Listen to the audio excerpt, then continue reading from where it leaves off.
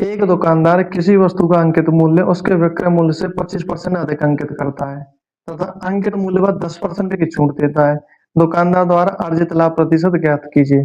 जब मैं डिस्काउंट का चैप्टर कराऊंगा अलग से, वहां मैं आपको अच्छे से समझा दूंगा। जब ये एक दो क्वेश्चन इसमें आ गए हैं तो इनको हम सेट कर देंगे, आसानी से कर देंगे, ज्यादा समझने वाली बात नहीं है।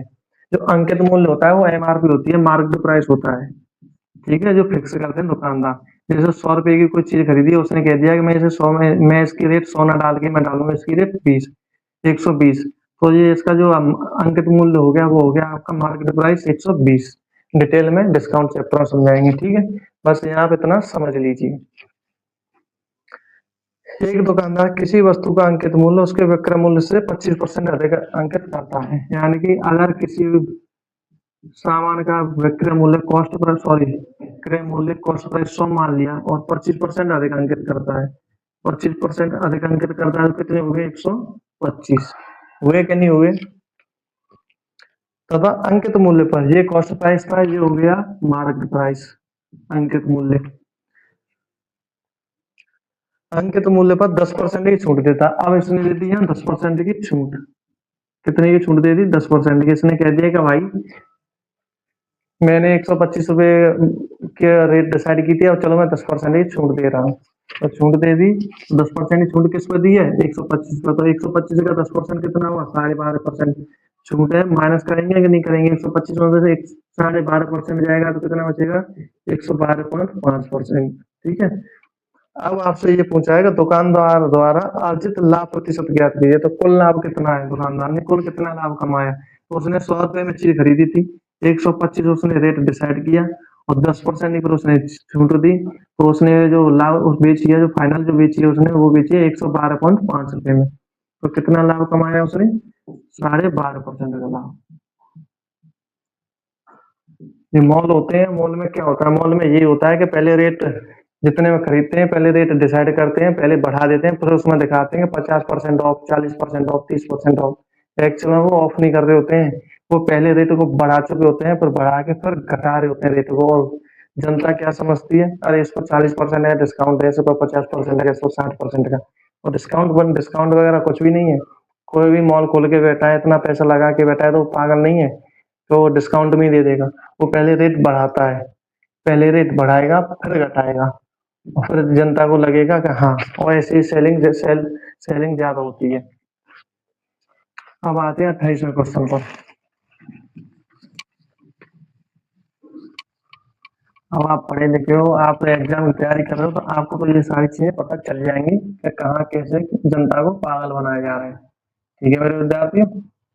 अब आओ 28वें क्वेश्चन पर। आरआरबी एनटीपीसी 2024, एनटीपीसी 2024 में आया हुआ क्वेश्चन है। किसमें आया हुआ क्वेश्चन है? एनटीपीसी 2024।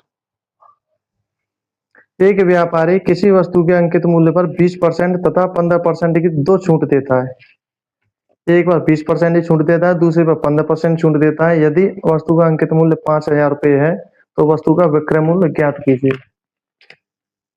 अंकित मूल्य कितना दिया है आपको? अंकित मूल्य दिया है आपको, मार्केट प्राइस जो दे रखा है वो दे रखा है आपको 5,000।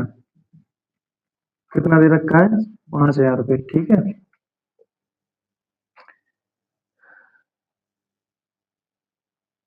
पहले, अब इसमें सक्सेसिव डिस्काउंट है, इसमें लगातार छूट दी जा रही है। पहले उसने दी 20% की छूट, फिर उसने दी 15% की छूट, और फाइनल आपसे ये पूछ रहा है कि कितने रुपए में बेची। तो इसमें ज्यादा आपको सोचना नहीं है।